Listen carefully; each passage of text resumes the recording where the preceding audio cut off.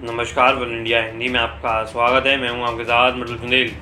गीतकार और लेखक जावेद अख्तर मुश्किलों में फंसते दिख रहे हैं। उनके एक बयान को लेकर जमकर बवाल हो रहा है। दरअसल आरएसएस और तालिबान की तुलना करने को लेकर गीतकार और फिल्म लेखक जावेद अख्तर पर बीजेपी ने हमला बोला है।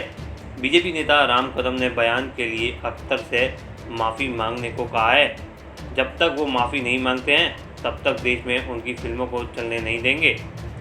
दरअसल हाल ही में एक न्यूज़ पोर्टल को दिए इंटरव्यू में जावेद अख्तर ने कहा था कि तालिबान बर्बर है, उसकी हरकतें निंदनीय हैं, लेकिन आरएसएस, वीप और बजरंग दल का समर्थन करने वाले सभी एक जैसे हैं। जावेद अख्तर का ये बयान बीजेपी नेता को पसंद नहीं आया, जिस पर उन्होंने कहा कि यदि आरएसएस तालिबान की तरह होता तो जावेद अख्तर को इस तरह के बयान देने की अनुमति नहीं होती।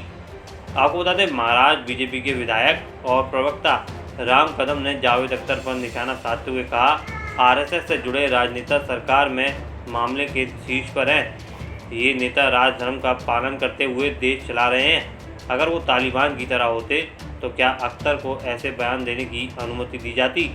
एक साक्ष्य साबित करता है कि उनके बयान गलत हैं, लेकिन इस तरह की टिप्पणी करके उन्होंने देश में गरीब लोगों के लिए काम करने वाले आरएसएस के कार्यकर्ताओं की भावना को ठेस पहुंचाई है। अगर वो उनसे माफ़ी नहीं मांगते हैं तो हम उनकी फिल्मों को देश में नहीं चलने देंगे। वहीं बीजेपी की युद्ध विंग ने 4 सितंबर को जावेद अख्तर के जूहू वाले घर पर विरोध मार्च निकाला, जिसमें उनके बयान के लिए माफ़ी की मांग की गई।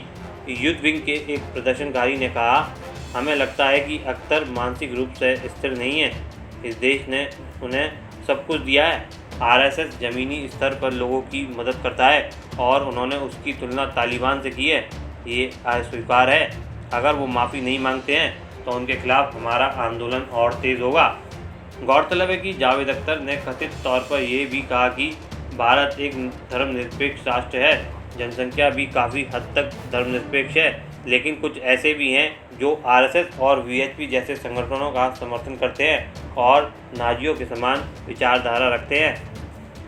इस खबर में फिलहाल इतना ही। बने रहिए आप वन इंडिया हिंदी के साथ।